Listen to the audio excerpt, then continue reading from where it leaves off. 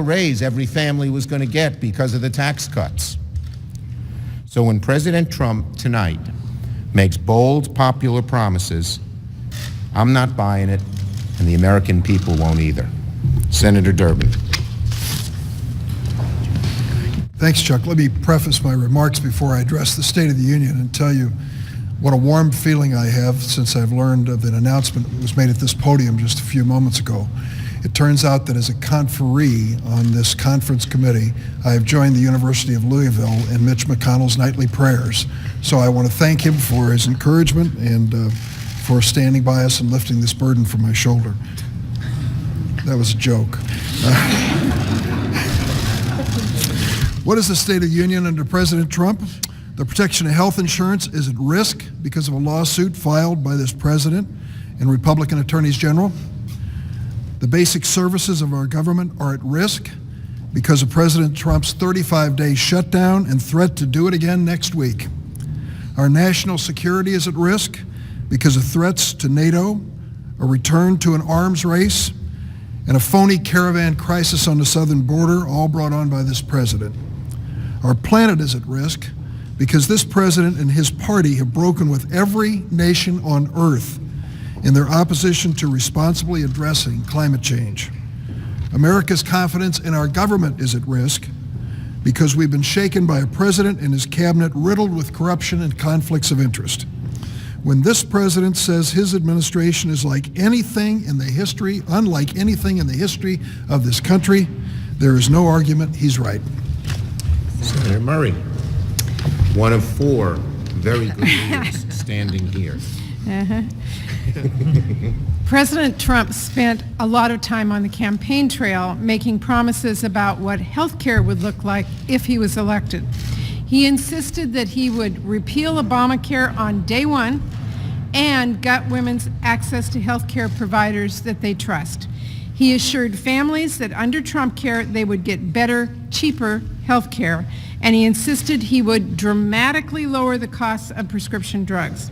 2 years later, thanks to the incredible courage and advocacy of patients of all ages, all parts of the country, and all backgrounds, President Trump was not able to take away tens of millions of families' health care, rip protections away from hundreds of millions of people with pre-existing condition, and throw health care in our country into complete chaos. And women and men have stood strong and made clear Planned Parenthood is not going anywhere. But the tragic reality is that, without a doubt, as a result of President Trump and Republicans, health care in our country is now headed in the wrong direction fast. Just last month, new data showed the uninsured rate is at a 4-year high. Late last year, we learned that for the first time in a decade, the number of uninsured children in the U.S. has grown. Too many families' costs continue to go up, especially for prescription drugs that so many people rely on.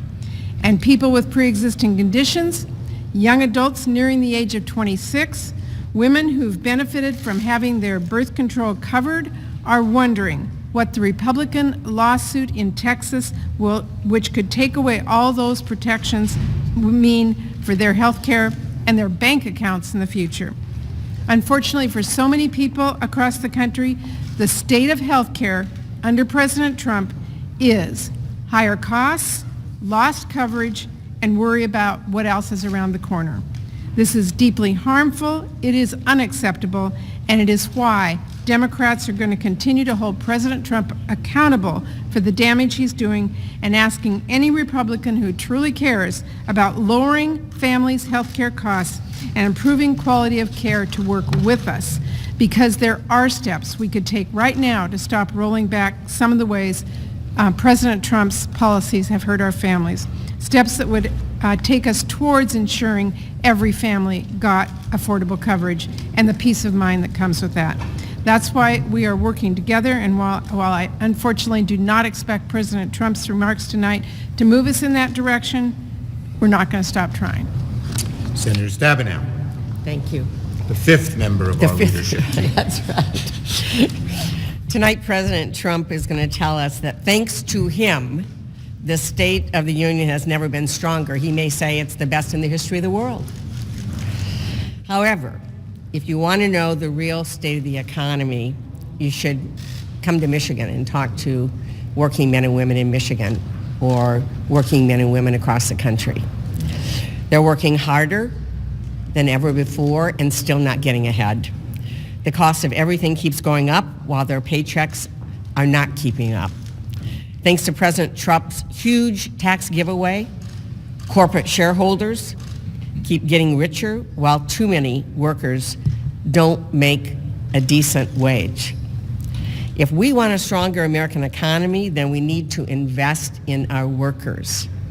One example of many ways that working people are now being hurt because of the tax bill.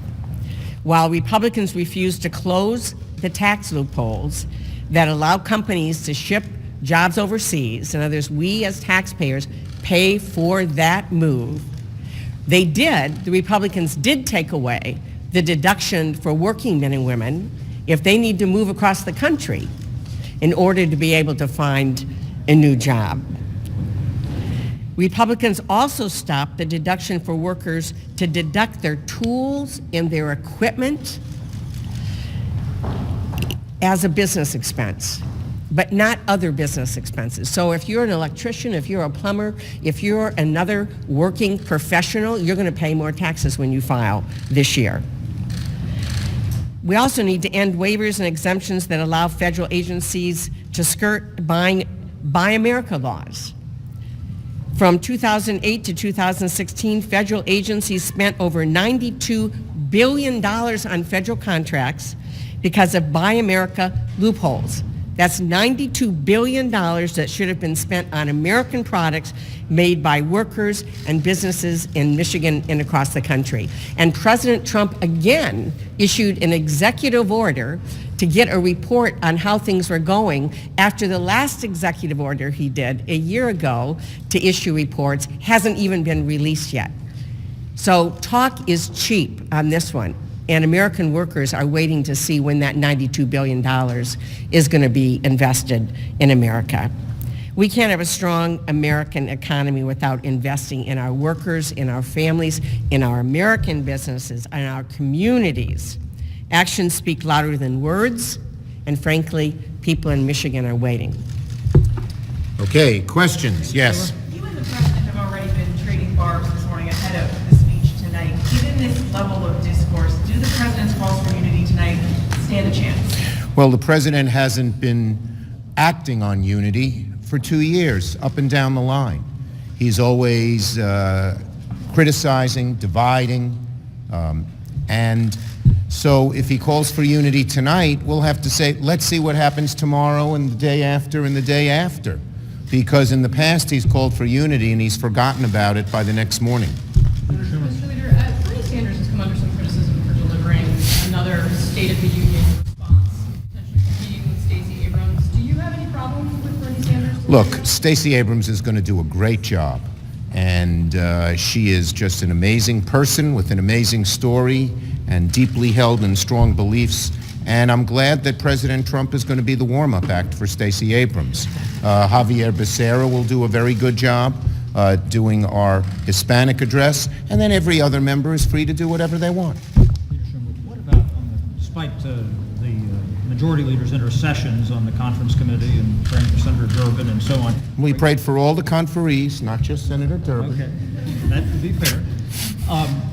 Are you concerned that there might be a product here, that the president goes back and forth about whether he signs or not, even if the conferees... Well, I've said over and over again, every time we leave it up to the conferees, Democrat and Republican, House and Senate, we've been able to come up with a good agreement.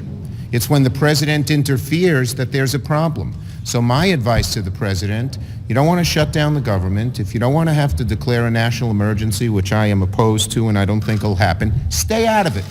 Let the Senate and House work their way, and we can succeed. Taylor. On that front, Senator McConnell just said a few minutes ago that it's his preference to let the conferees reach a deal as opposed to insisting on a deal that Trump would indicate he would sign. How does that affect things? Well, we'll wait and see, but as I said a minute ago, if the president stays out of it, it makes the chances of us getting a deal far, far more likely. Last question. You mentioned in your opening the idea of how many vacancies there are in the Trump administration. How much of a concern is it that there are so many vacancies in key positions in key agencies in the government? There's a great concern that some of the major positions in this government are not filled or fulfilled by actings who don't have the same authority. And it's an example, one of many, of the incompetence, the chaos in this administration, which we haven't seen in 100 years. Thank you, everybody. Expected to call for passage of USMCA. Is that